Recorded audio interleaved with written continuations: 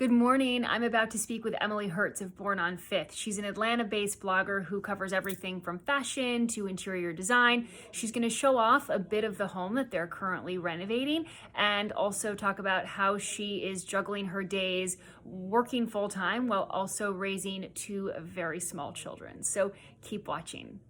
Hey there. Hey, Emily. How are you? I'm still waking up. Yes, me too. I have my coffee right here. I need to get some coffee, but I didn't even have time to get coffee because I'm finding my light. puffy eyes. Yes, me too. Finding the best light. I have to say, when you proposed 9:15 a.m. for a chat, I was like, okay, Henry, get it together. You can get some makeup on before 9:15. You know, I'm terrible. I don't really wear makeup. So you can see the very baggy skin, the no Botox that's happened since pre-pregnancy. I was like expecting to get to go right after. Did not happen. No, but you just had your second child, and I am so in awe of all that you're doing and all that parents are doing in this weird time and sad time of quarantine. But I have to say, when I wake up in the morning and I check Instagram, I see all my parent friends, my mom and dad friends, they have accomplished like 18 tasks before 9 a.m. Like they've had full days before I've had a cup of coffee. You know, it depends. I try, with the baby, it's been harder. When it was just Elle, you know, it was definitely easier. The baby schedule is still evolving. So that's why I picked 9:15, because I figured like he'll sleep through the night. Through the night. I know what time he's about going to wake up. I know that he'll not need to eat quite yet and be starving. So I've got this little window between feedings. Well, congratulations on the birth of your sweet baby. His Thank name is Jennings Fitzgerald. Yes. I love it. Thank you. Jennings was my husband's grandfather and great-grandfather, and it's my husband's middle name, and so that was a special name to us. And Fitzgerald came to me, so he really picked the first name, which I love, but I got to pick the middle name. And I was at NC Island for a conference. Look, I put up a picture. Oh, that's the day we brought him home from the hospital.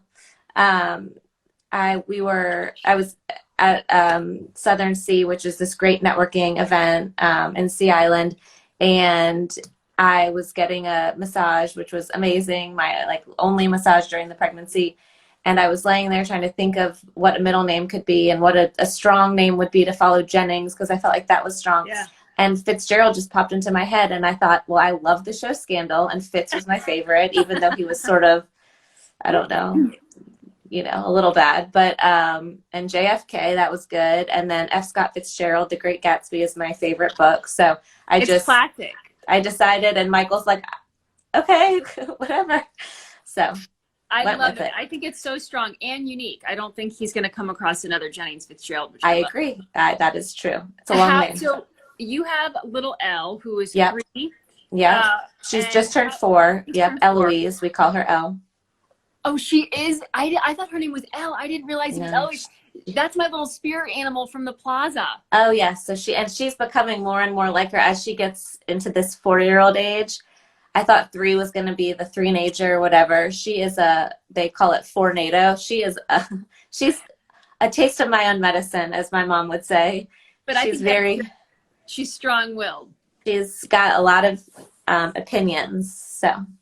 So what has the transition been like in the past 5 weeks, not only having a baby, but also in quarantine, going from 1 child to 2? Yeah, I think that's what's hard for me. I've been talking about it with some friends. It's hard to decide if life would have been uprooted or, you know, totally thrown topsy-turvy, because and that's a Mary Poppins phrase, topsy-turvy, because we watch Mary Poppins a lot these days.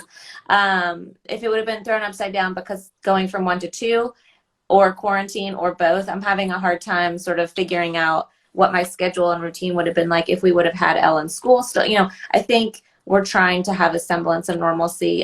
She had to stay with my parents when the baby came, so my dad sort of has been a part of our quarantine group, because they had her anyway, and they haven't been doing anything but go to the grocery store. So he's coming every day to play with her and do school.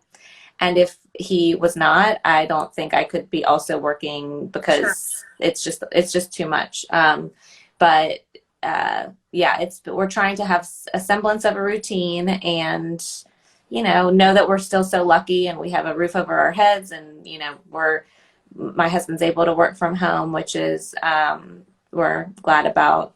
But yeah, it's definitely not normal. A lot to juggle and not normal. No, you're right about that. Do you find for you that there's something that's helpful for you to keep a sense of normalcy? Like for me, I have to make the bed in the morning. Yeah. If I don't make the bed, like my day is completely downhill. I have been trying to get dressed. So not every day. Some days I get dressed and then the next day, and like I shower. So if I don't shower right, like at 6 a.m., I don't really get to shower. So I've been trying to shower and get dressed. And I mean, with a new baby, some days I'm in my bathrobe all day, but that definitely, which is fine. It makes me feel better, and I can get more accomplished, and just try to, I feel a little bit more like myself when I am dressed. And I've bought all these great spring clothes because I thought, I'm going to fit in. I'm going to fit into my clothes again. Pregnancy I am very grateful to get to have had 2 pregnancies, healthy pregnancies, because I know it's a struggle for a lot of women, and it took us a long time.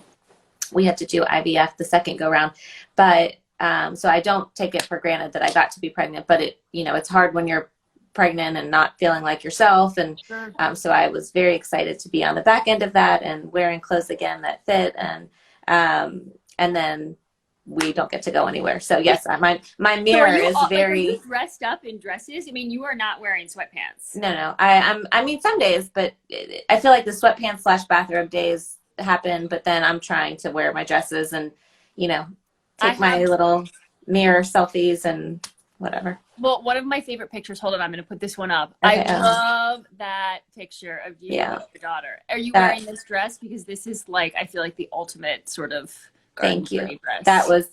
I was pregnant then, and I knew that if I didn't take a picture on that day, I was not going to be able to fit into that dress again until after pregnancy. So maybe we'll put that on one day, and now that it's actually spring, we can frolic in the garden.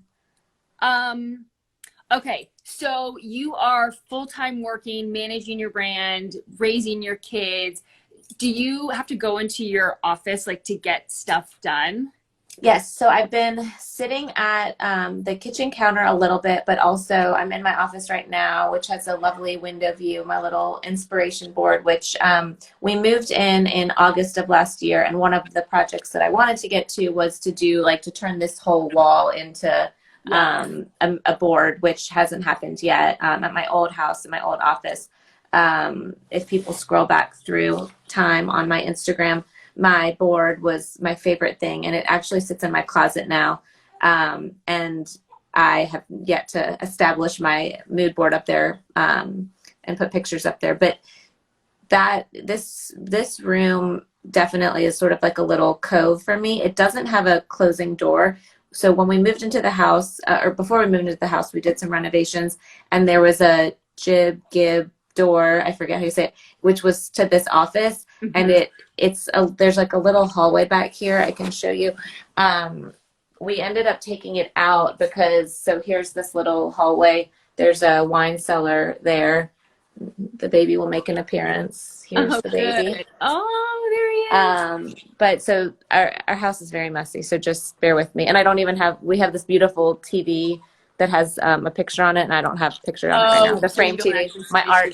My art turned off because that's what happens. So when you walked in, my office would be sort of here. There was this hidden, door that closed it off. But it got a little tight back here. So we took out the door. And then as I would be trying to work, this is before quarantine and everything, I realized that Elle can just run right in. And I'm sure she's running it all the time. Yeah, when she gets home from school, she rings the doorbell, or she would, when she was going to school, she would get home from school and ring the doorbell and be very excited to see me. So I would have to leave the office to go say hello. And then, she runs in sort of when the nanny's about to leave. So it's, I need to put like tape crossing on the door, caution, do not enter.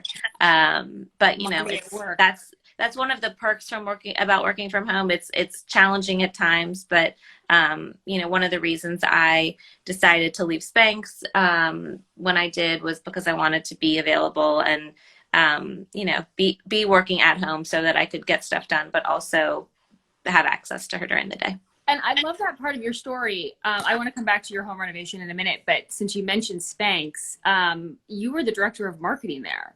Yeah, so I started. Yeah, I started when I was 21, right out of college, and worked my way up, worked really hard.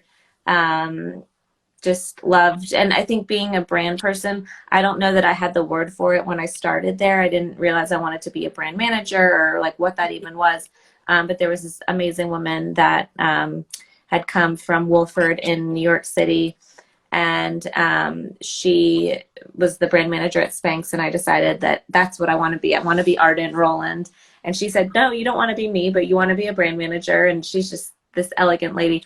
So I followed in her footsteps and sort of evolved from doing a lot of copywriting and writing, you know, all the catalogs and website and emails to becoming a brand manager, which was a new role at the time. And then eventually working my way up to director of marketing, and then ended up, you know, getting to my final project was helping Sarah Blakely launch her Instagram. And I was consulting at that point because I had decided that I was ready to evolve away from working full-time at Spanx anymore. But that Sarah launching Instagram was a really big, I was getting ready for work in my bathroom, and I was the one to hit go live. And oh, how cool. It was exciting. And then did you always have like maybe at the end when you sort of realized that, did you sort of think maybe I could just run my own brand? Did you I think helping dreams of that? Yeah. So helping her, she's you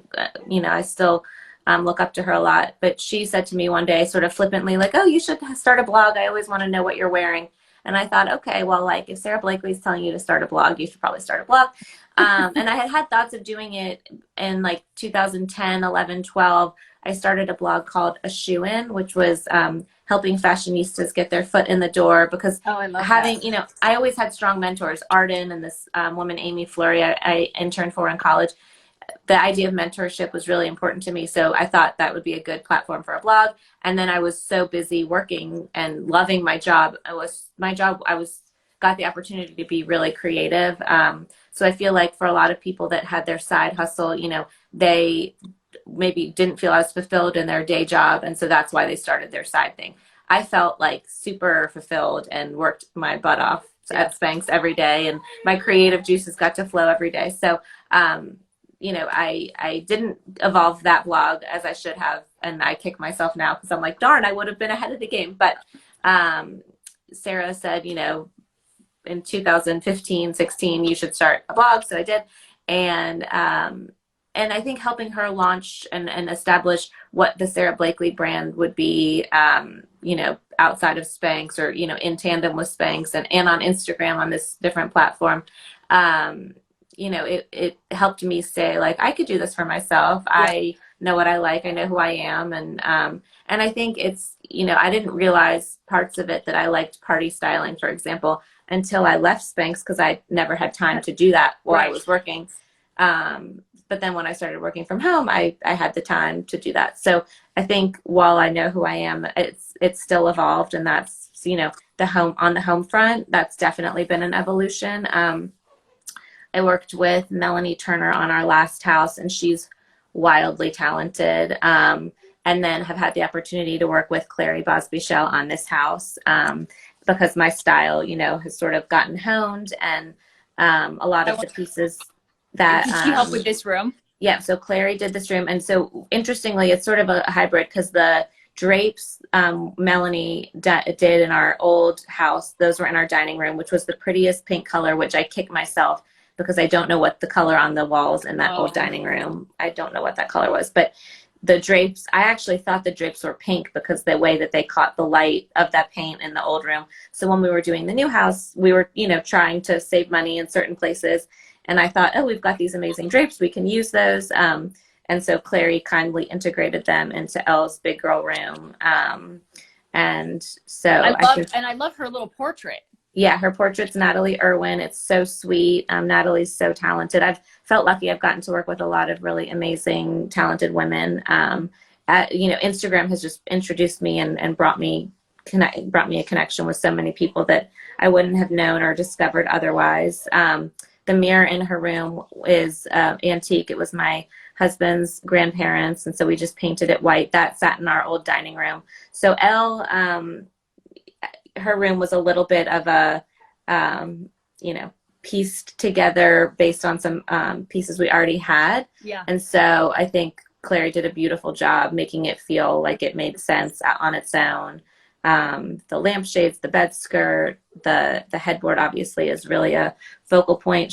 Clary had our architect draw those little scalloped shelves, which are sort of a custom piece. And I think her room's really sweet. Part of me wonders why I didn't choose wallpaper for the room, but it just sort of breathes. It's a relaxing space. And then I want to bring up a picture of your kitchen, because Yes. this is where, it's a little zoomed in, but this is where you said you spend the most of your time. That chair, that is literally the stool that I sit in. And because there's like a little plug underneath. I don't know if you can see that little strip. That's a plug, so my computer can plug in right there. Oh, that's yeah. nice. Our kitchen. I knew I wanted a waterfall countertop, and we decided to do Carrara marble, which I make everybody put like kitchen towels down if you've brought anything with red sauce or oil or anything that could stain the countertop. But we worked with Stan Dixon, who's an architect in Atlanta, and he's amazing, and his team, and Clary. And so we sort of, they collaborated on drawing this kitchen. And we got how the you kitchen. keep it clean though. Yeah, I don't. Well, I should show it to you right now. You would not want to have me on this program, so I won't.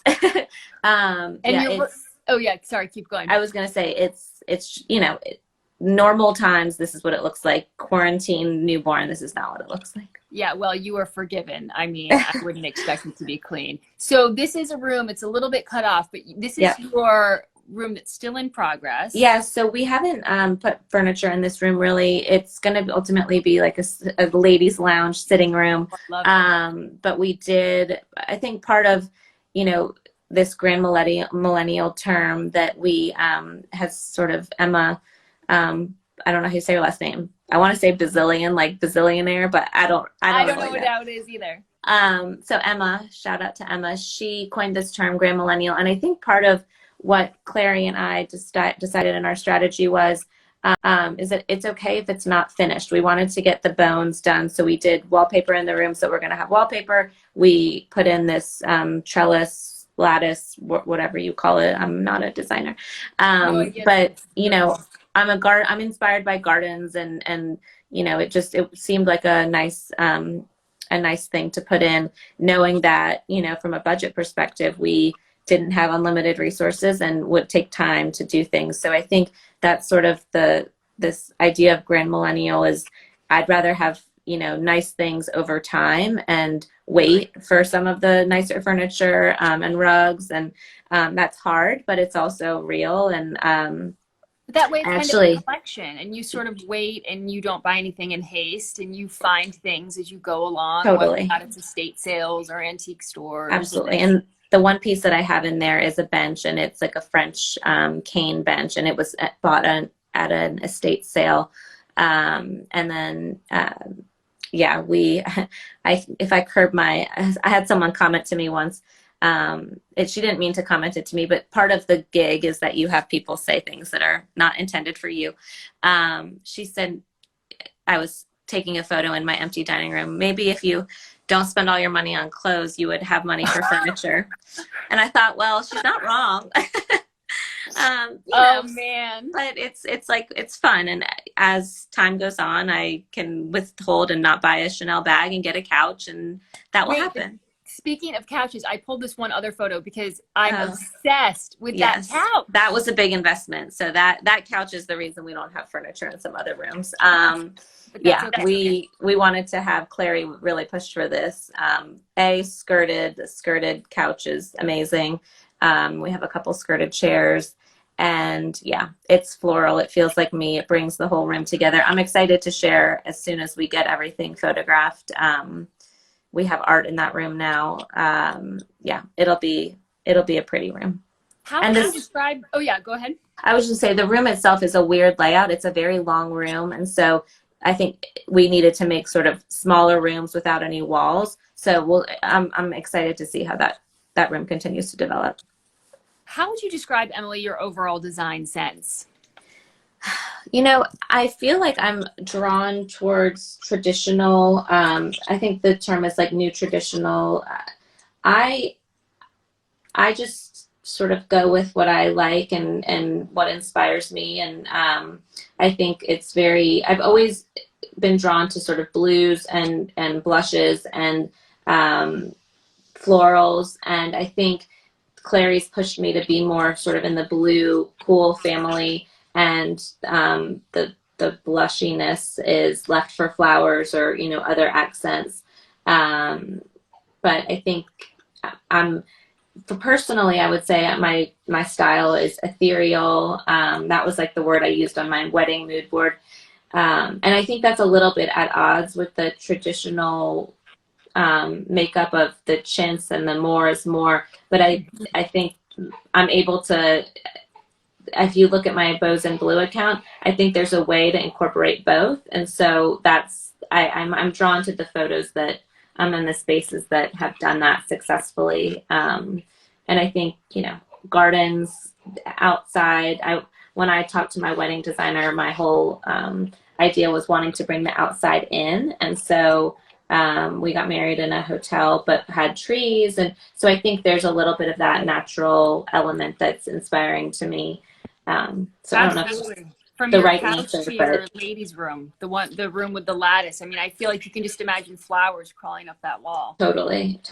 And I've got a little project in the works for Elle outside. That's what I was joking, that this quarantine and being at home so much has made me do a lot of sort of outdoor projects for her. So there's something fun coming with that.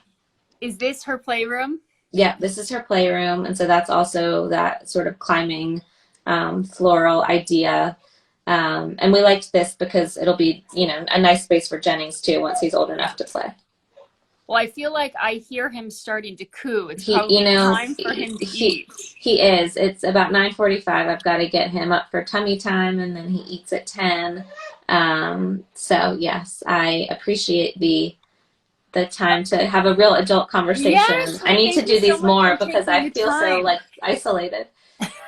Well, and happy early Mother's Day to you. Oh, thank you so Sunday. much. Do you have any plans? Well, normally, and we like to go to La Belle Bouquet, which is my favorite restaurant.